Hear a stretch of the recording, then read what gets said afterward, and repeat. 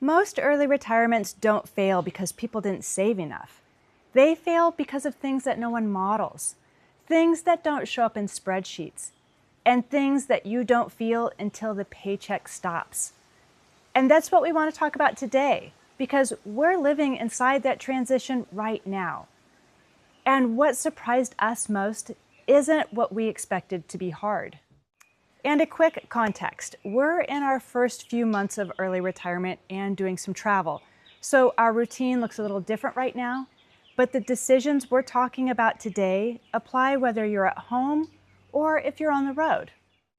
This channel isn't about lifestyle, it's not about showing off freedom, and it's not about convincing anyone that early retirement is easy. This channel is about decisions. Specifically, the decisions that determine whether early retirement holds together or it quietly starts to crack. And today, it isn't about numbers. It's about pressure. Because once income stops, pressure shows up in places that most people never modeled. If you're new here, welcome. We've retired early at 53 and 55 by living intentionally and building a bridge account to support us until Social Security. Now, this channel isn't about hype or lifestyle. It's about making sure that early retirement actually holds together once work ends. Time behaves differently after you retire. Before retirement, time feels generous. Markets go up, markets go down, and most people barely notice. Why?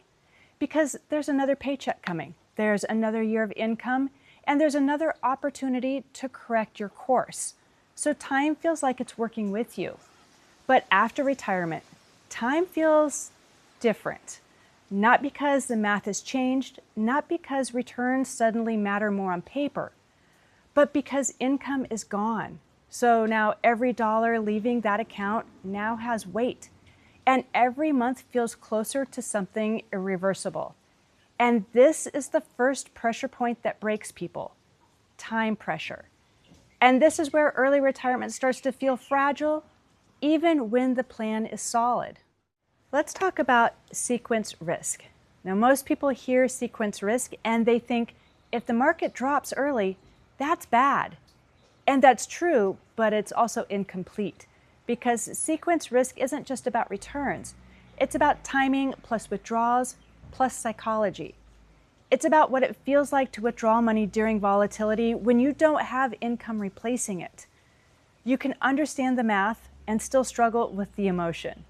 And that's where behavior starts to matter more than spreadsheets. How time pressure shows up in real life. And here's what surprised us. Before retirement, a market drop felt theoretical. It didn't really affect us much. But after retirement, it feels personal. Not because you're panicking, but because you're aware. You're aware that withdrawals are real, recovery takes time, and time isn't abstract anymore. You start thinking more in months instead of decades. You start paying attention to things that you used to ignore.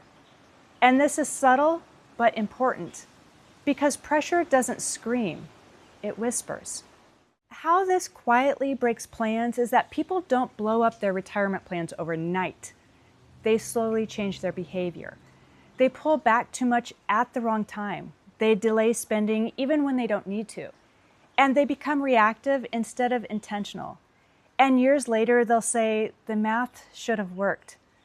But the math wasn't the problem. The experience of time was. So flexibility is the real asset, not the returns. And one of the biggest myths in early retirement is that success depends on returns. It doesn't. It depends on your flexibility. And this is the second pressure point that breaks otherwise good plans. So a lot of early retirement plans assume that there's fixed spending, fixed timelines, and fixed outcomes.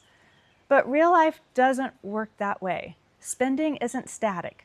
Costs don't behave politely, and life doesn't ask permission. Early retirement doesn't fail because people spend too much. It fails because they can't adjust when conditions change. And rigidity is fragile. What does flexibility actually look like? Well, flexibility isn't deprivation, it isn't constant sacrifice, and it isn't living in fear. Flexibility is knowing which expenses you can move and understanding which decisions are reversible and keeping margin, not perfection. It's the difference between I need this plan to work exactly as modeled and I can adapt if conditions change. So that mindset shift is enormous. And this is where people get it wrong. Many people focus so much on optimizing returns that they forget to optimize their resilience. They chase higher withdrawal rates, tighter budgets, and perfect projections. But those things reduce your flexibility. And when flexibility disappears, pressure increases. And that's when early retirement starts to feel stressful instead of steady. And permanence changes how decisions feel. This is the part almost no one talks about. So after retirement, decisions feel permanent. Before retirement, mistakes feel fixable because you can work longer, you can earn more money, and you can course correct easily. But after retirement, every decision feels heavier. And this is the third pressure point, permanence. This is why permanence changes behavior. Because when you know you can't easily undo a decision, you treat it differently. You hesitate longer, you second guess more, and you feel the weight of long-term consequences. This isn't weakness, but it is awareness. And awareness without structure becomes anxiety. And that's where early retirement confidence starts to erode. And optionality becomes the real asset. So at this stage, the most valuable thing isn't money, it's options. You have the ability to delay, adjust, and change direction without penalty. Early retirees who stay confident protect their optionality. Early retirees who struggle often lock themselves into decisions too early, not because they're wrong, but because they feel pressure to decide. And once optionality is gone, stress increases dramatically. Now, on their own, each pressure is manageable, but together, time pressure, lack of flexibility, and decision permanence create something that most people never plan for: decision fatigue. Decision fatigue doesn't mean that you make bad choices. It means that every choice feels heavy. Small decisions take more energy, and uncertainty becomes exhausting. People start avoiding decisions instead of making them. Or worse, they make defensive decisions just to relieve the pressure. And those decisions often cost them years later. So this is how good plans quietly break. It's not from running out of money or blowing budgets or catastrophic mistakes, but from locking in too early, by avoiding flexibility and reacting instead of planning. Years later, people look back and they'll say, I wish I had understood this earlier. And this video exists to shorten that gap. And this is very important because none of this means that early retirement doesn't work. And it doesn't mean that your plan is doomed. It just means that early retirement requires a different kind of confidence.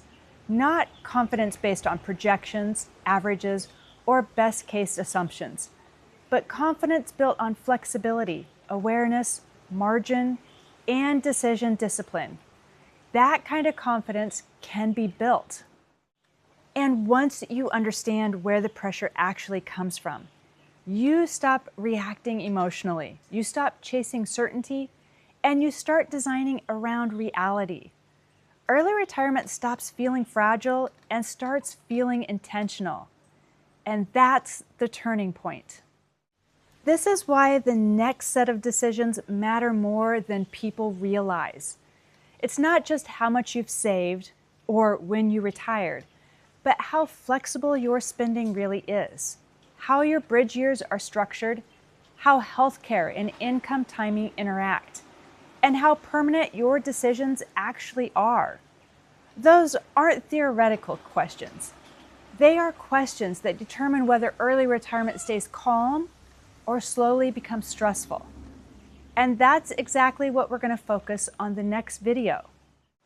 And to sum this all up, Early retirement doesn't fail because people aim too high. It fails when people underestimate how different life feels once the income stops. So if you understand that transition and you build flexibility around it, early retirement can be not just sustainable, but steady. And that's the work that we're doing now. And that's what this channel is all about. If this conversation was helpful, please take a moment and like the video. It really helps this channel reach people who need it. And if you're navigating early retirement or getting close, consider subscribing. Because in the next video, we're going to talk about why the first few years of early retirement are the most fragile and the mistakes that quietly break plans early on. Thanks for watching today, and I'll see you in the next video.